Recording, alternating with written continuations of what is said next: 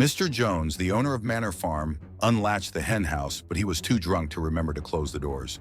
He staggered through the barn, lighting his way left and right with his lantern.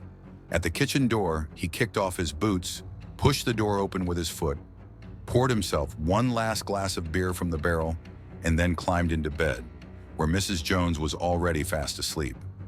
As soon as the light in the room went out, the buildings of the farm echoed with the sound of fluttering wings, which soon turned into a murmur.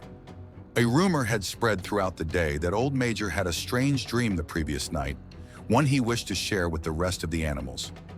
Old Major was a pig who, in his youth, had been crowned a champion among his kind. However, to everyone, he was the wise elder.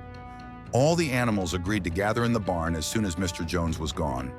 Old Major was so respected that everyone was willing to stay up late just to hear what he had to say.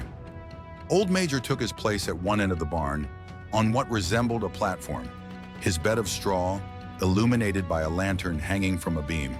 He was 12 years old. Age had made him a bit stout, yet he carried himself well, appearing dignified and even tolerant, despite his intact tusks. The rest of the animals arrived later, behaving freely, each following the ways of its own kind. First came the dog Bluebell and the two female dogs, Jessie and Pincher, then the pigs. The hens perched on the window ledges, while the pigeons settled on the roof beams. The cows and sheep sat behind the pigs, chewing cud as they waited. Next entered the cart horses, Boxer and Clover, stepping cautiously, carefully placing their large hooves on the straw, afraid they might step on a smaller animal hidden beneath.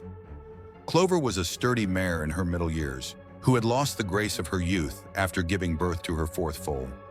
Boxer was a massive horse, possessing the strength of two. A long white stripe ran down his face to his nostrils, giving him a slightly foolish look. Because of this, he was not the most intelligent of horses, but all the animals respected him, for he was known for his reliability and dedication to hard work. The white goat Muriel arrived next, followed by Benjamin, the donkey. Benjamin was the oldest animal on the farm and the most cynical. He was blunt and had a habit of making sarcastic remarks. Of all the animals, he was the only one who never laughed.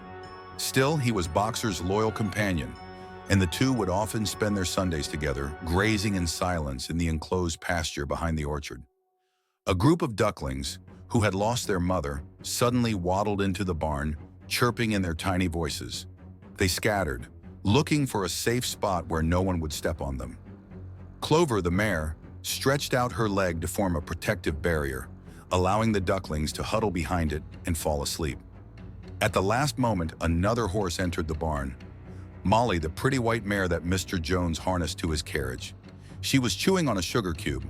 Taking a spot at the front, she tossed her head, showing off the red ribbons in her mane. Finally, the cat arrived.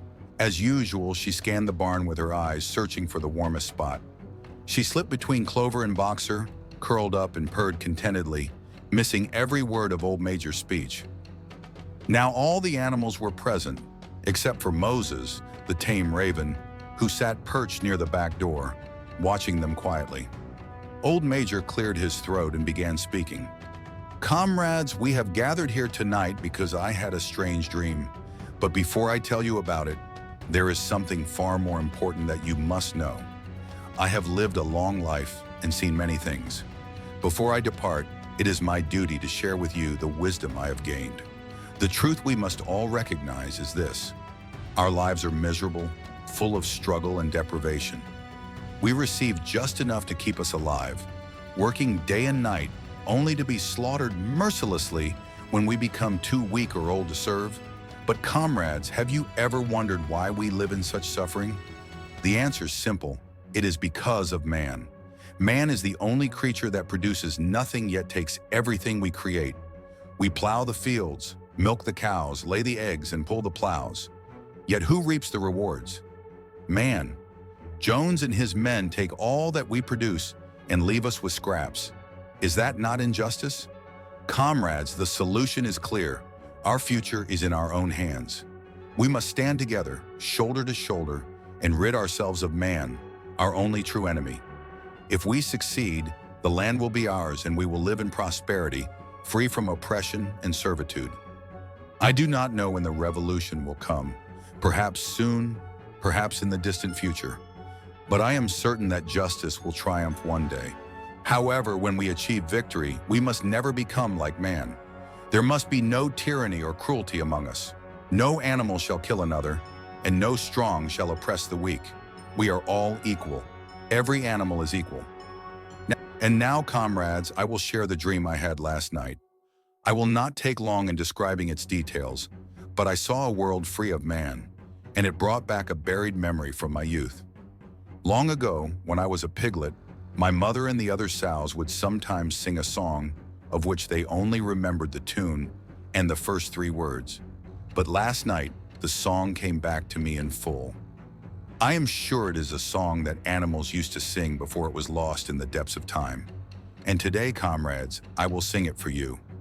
I am old, my voice is rough, but once you learn the melody, you will sing it better than I can.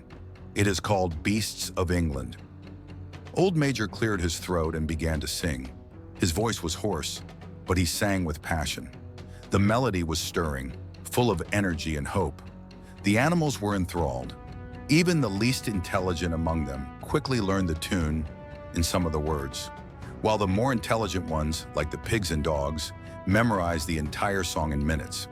Soon they were all singing in unison. Cows mooed, dogs barked, sheep bleated, and horses neighed. Beasts of England, beasts of every land, they sang together, repeating it 5 times in a row with great enthusiasm. But their excitement was cut short. Mr. Jones woke up, startled by the noise. Thinking a fox had entered the yard, he grabbed his shotgun from the bedroom corner and fired into the darkness. The bullet lodged itself in the barn wall, and in an instant, the meeting was over. The animals hurried to their sleeping places, and within moments, all was silent as the creatures of the farm drifted into sleep. But the dream of freedom was planted in their minds, and it would never fade.